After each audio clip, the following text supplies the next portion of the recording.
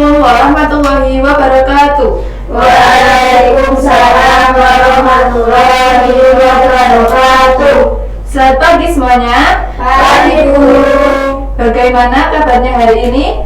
Alhamdulillah baik. Sehat semuanya ya? Ya. Alhamdulillah.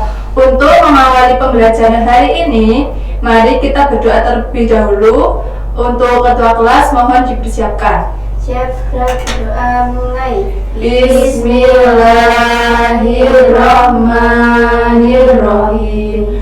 Raditu billahi rabba wa bil islami dina wa bi muhammadin nabiyya wa rasulullah. Rabbi zidni ilma warzuqni fahma. Amin ya rabbal alamin. Selanjutnya menyanyikan lagu Garuda Pancasila. Yang bertugas mohon maju ke depan. Ya, berdiri semua.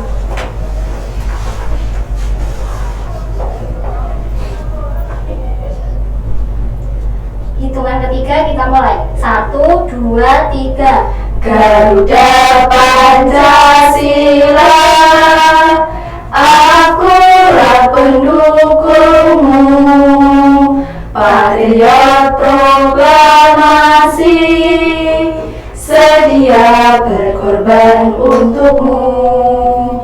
Pancasila dasar negara, rakyat adil makmur sentosa, pribadi bangsaku. Ayo maju, maju, ayo maju, maju, ayo maju, maju. Terima kasih Rafika. Satu. Baik, Ibu akan mengabsen kehadiran kalian. Intan Rismasari, Hadir Bu. Rafika Fitriani, Hadir Bu. Selvita Putri, Hadir. Yulia Nadia. Hadir Bu. Siapa yang hari ini piket? Rafika Bu. Rafika. Baik, apa sih tujuan dari piket itu? Ada yang tahu? Supaya bersih. Ya, apalagi? Supaya disiplin. Disiplin, terus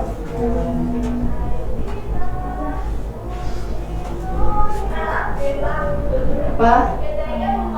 Bertanggung jawab. Jadi tujuan diadakannya piket kelas itu untuk melatih siswa bertanggung jawab terhadap lingkungan kelas dan kekompakan serta kebersamaan dalam mengerjakan segala hal yang mendukung proses pembelajaran di kelas. Piket kelas dapat melatih kemandirian siswa dimulai dari belajar memegang sapu, membersihkan jendela, terus menghapus papan tulis. Dengan adanya piket kelas, lingkungan kelas tetap bersih dan rapi. Piket kelas mengajak siswa untuk lebih disiplin untuk berangkat apa? Berangkat pagi, serta bertanggung jawab untuk melaksanakan piket ke kelas. Baik, hari ini kita belajar tema 4, sehat itu penting, subtema 1, peredaran darahku sehat, pembelajaran ketiga. Pada materi kemarin kita sudah belajar pada pembelajaran kedua, yaitu mengenai isi dan amanat pantun, organ peredaran darah dan fungsinya pada hewan, dan tangga nada.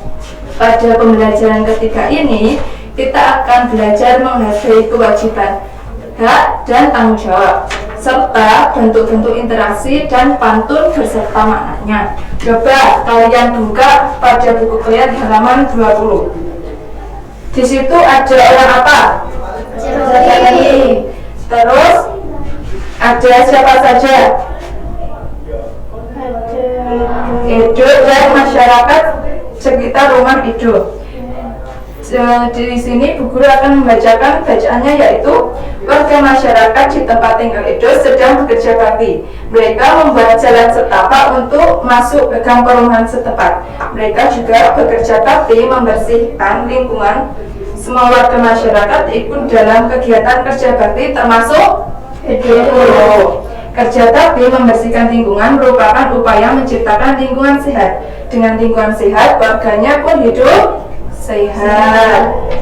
Semua warga harus mengikuti kerja bakti, karena kerja bakti merupakan kewajiban sekaligus bertanggung jawab setiap warga masyarakat. Sebagai warga masyarakat, kita juga berhak hidup di lingkungan yang bersih dan sehat. Apa yang dimaksud kewajiban, hak, dan tanggung jawab? Coba siapa yang tahu kewajiban itu apa? Ya, Sarvita. Kewajiban yaitu sesuatu yang harus dilakukan dengan ketegasan tanggung jawab. Ya, bagus. Terus siapa yang tahu pengertian hak? Saya Bu. Ya, Intan. Hak adalah sesuatu yang mutlak menjadi milik seseorang dan penggunaannya tergantung kepada orang yang bersangkutan. Terus yang tanggung jawab siapa yang bisa? Oh ya, Yuli. Tanggung jawab pada tugas dan kewajiban yang harus dilaksanakan. Ya, jadi semua itu harus kita ketahui agar dapat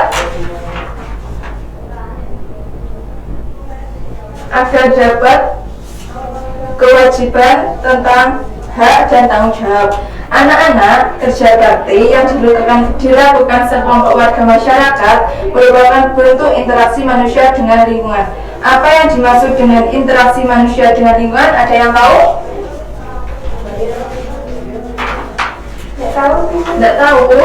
Jadi hubungan interaksi manusia dengan lingkungan yaitu hubungan timbal balik di antara manusia dengan lingkungan sehingga keduanya saling mempengaruhi.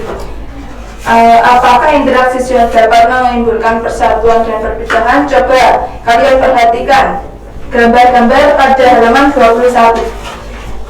Di situ ada interaksi antar individu. Apa itu gambarnya? Seorang ibu. Yang gambar nomor 1. Seorang ibu dengan anaknya. Itu contoh interaksi antar Individu. Yang gambar kedua, Interaksi antar individu dan kelompok. ya seperti ibu guru dengan kalian di dalam kelas. Yang gambar ketiga, Interaksi kelompok dengan kelompok. ditunjukkan dengan apa? Permainan sepak bola. Ya, bagus. Selanjutnya,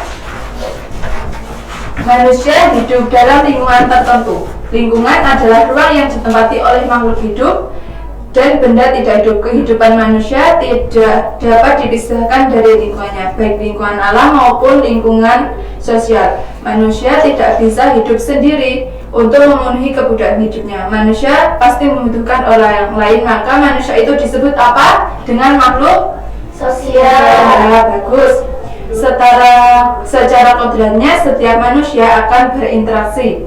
Interaksi antara individu dengan kelompok, dan kelompok dengan kelompok. Interaksi tersebut dinamakan interaksi sosial.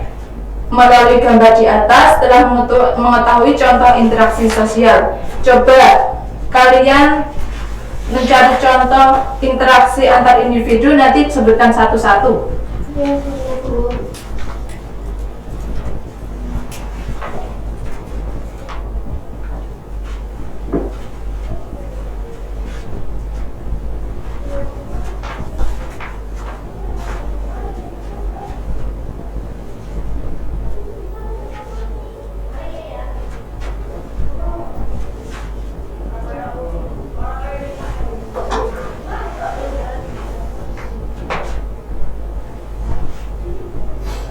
Sudah, coba contoh interaksi antar individu dari Intan. Saya Bu. Seorang siswa bertanya kepada gurunya tentang materi pembelajaran. Terus Sarvita. Contoh interaksi antar individu dan kelompok. Seorang berpidato di depan umum pada suatu acara Bu. Ya, Rafika apa?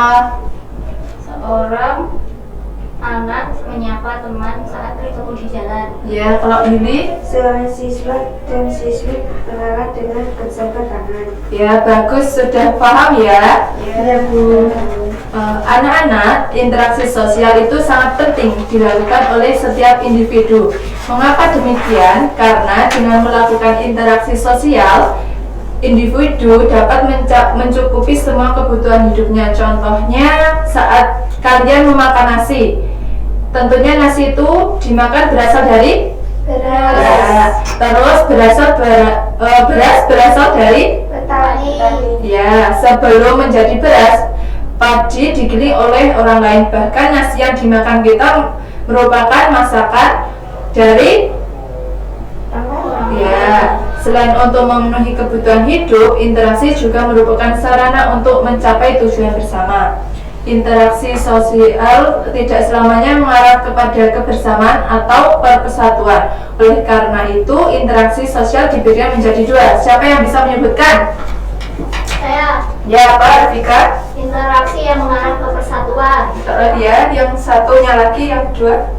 Interaksi yang mengarah ke perpecahan. Ya, coba kalian sebutkan contoh interaksi sosial yang mengarah kepada persatuan dan perpecahan. Menyebutkan satu-satu dari Intan. Interaksi sosial yang mengarah kepada persatuan. 1.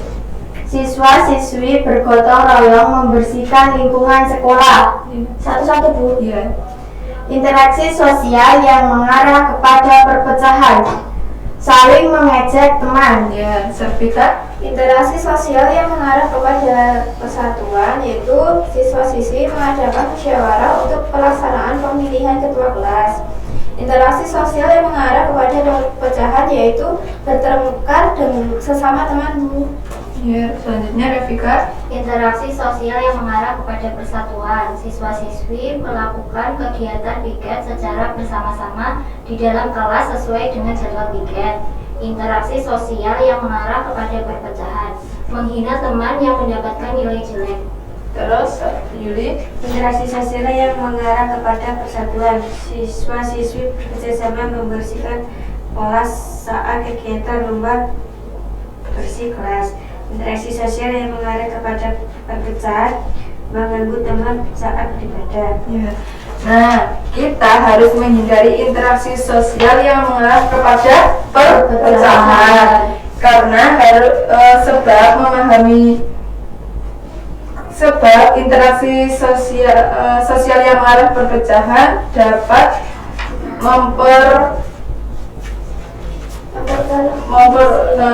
dapat memperpecah pertemanan.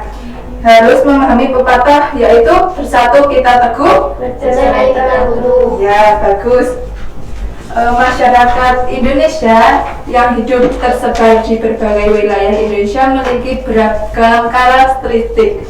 Karakteristik antara satu wilayah dengan wilayah lainnya sangat berbeda-beda. Perbedaan tersebut mencakup aspek apa saja? Seni, ekonomi, sosial, budaya, politik. Oleh karena itu, setiap warga negara Indonesia hendaknya menjaga interaksi yang baik. Interaksi yang baik, perbedaan tersebut dapat mendukung pembangunan nasional.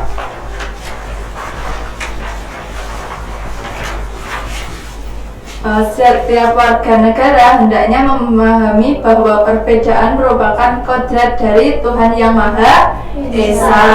Oleh karena itu, kalian harus mengolah perbedaan tersebut menjadi suatu kekuatan. Ada 3 teori sosial budaya di Indonesia yang kini berlaku di masyarakat, yaitu Musyawarah. terus sama paternalistik. Ada yang tahu apa sih itu paternalistik? Tidak. Paternalistik itu pemimpin yang bersifat dan bertindak dalam menjalankan fungsi kepemimpinannya. Kayak bapak kalian itu kan sebagai pemimpin keluarga ya. Ya. Budaya ini apabila dikembangkan akan mendukung pembangunan nasional. Selain itu, musyawarah paternalistik dan gotong royong juga akan mendukung ketahanan aspek sosial budaya yang tangguh untuk menambah pengetahuan. Coba kalian ingat-ingat di lingkungan tempat tinggal kalian, upayanya warga masyarakat dalam meningkatkan pembangunan sosial itu apa saja? Mengadakan kerja bakti. Ya, apalagi Mengadakan arisan ibu-ibu PKK. betul. mengumpulkan dana untuk membantu salah satu warga yang sakit atau terkena musibah. Ya, apalagi? Menjaga kerukunan antar warga masyarakat dulu. Ya, bagus. Jadi itu upaya dalam meningkatkan pembangunan sosial budaya. Sebagai warga masyarakat di Indonesia harus bertanggung jawab meningkatkan pengamalan sosial budaya. Dengan demikian setiap individu memiliki tanggung jawab yang sama. Tanggung jawab tersebut diantaranya menjaga kebersihan, ketertiban, dan keamanan lingkungan. Masih semangat? Masih ya. Coba di sini Bu Guru punya ice breaking. Coba kalian berdiri semua. Nanti tirukan Ibu Guru ya. Tepuk semangat. Dang dang dang. Ding ding ding. Dung dung dung. Dang dang dang. Ding ding ding. Dung dung dung. Aha aha ma. Aha aha ma. Semangat. Semangat. Sudah semangat lagi ya. Ya. Silakan duduk kembali. Selanjutnya di sini terdapat pantun nasihat. Siapa yang tahu apa itu pantun?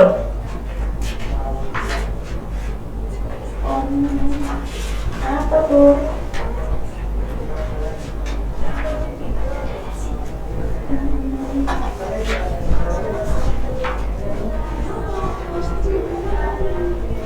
Saya Bu, pantun itu merupakan pantun yang terdiri atas 4 garis dan bisa saja AB-AB.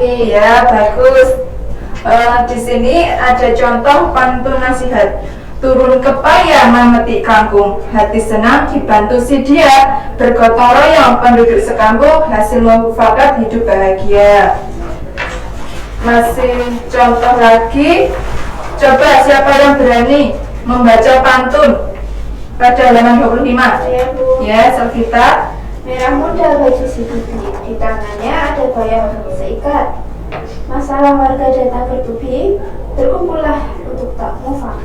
Ya, jadi makna dari pantun di atas, setiap manusia hendaknya menyisakan waktu untuk berkumpul bersama warga kampungnya, berkumpul untuk membicarakan masalah bersama hingga mencapai mufakat.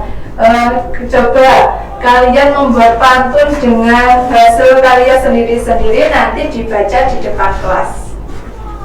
Satu-satu ya Bu. Ya, satu-satu. Hasil karyanya masing-masing nanti terus dibaca di depan kelas.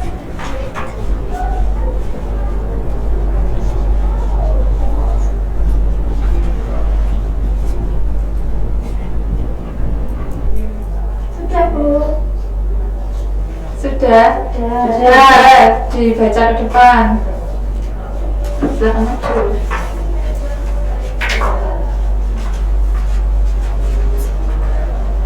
Anak katak melompat-lompat, berlompat-lompat di tepi telaga. Janganlah kita suka mengumpat, kelak hilang seluruh pahala. Makna atau arti pantunnya, jadi orang jangan suka mengumpat karena akan menghapus kebaikan yang sudah kita lakukan. Ya, baik, terima kasih. Ya, sebentar.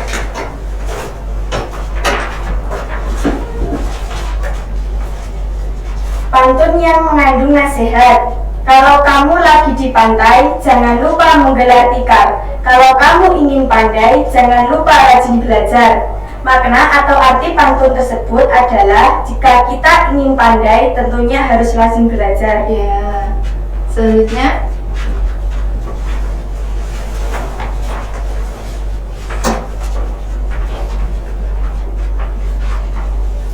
Hati-hati saat menyeberang, jangan sampai orang marah. Hati-hati dirantau orang, jangan sampai berbuat salah. Makna dari pantun, sebaiknya kita berhati-hati saat berada di daerah lain dan jangan berbuat kesalahan yang dapat merugikan diri sendiri.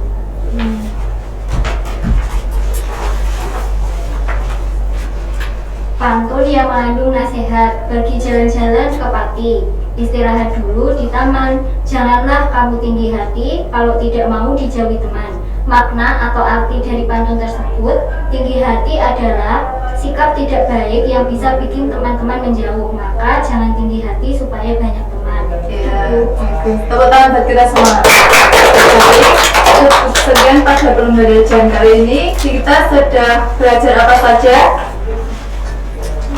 Tentang gotong Royong, kewajiban sadar dan tanggung jawab, terus Interaksi sosial dan pantun nasihat. Ya. Untuk sekian pembelajaran kali ini, kurang lebihnya mohon maaf. Untuk ketua kelas mohon dipersiapkan. Siap berdoa mengenai Bismillahirrahmanirrahim. Rabbil nasri innal insana lafi khusrin illa ladina amanu wa amilus solihati wa tawasaw bil haqqi wa tawasaw bis sabr. Alhamdulillahi rabbil alamin. Sekian pembelajaran kali ini, kurang lebihnya mohon maaf. Wassalamualaikum warahmatullahi wabarakatuh. Waalaikumsalam warahmatullahi wabarakatuh.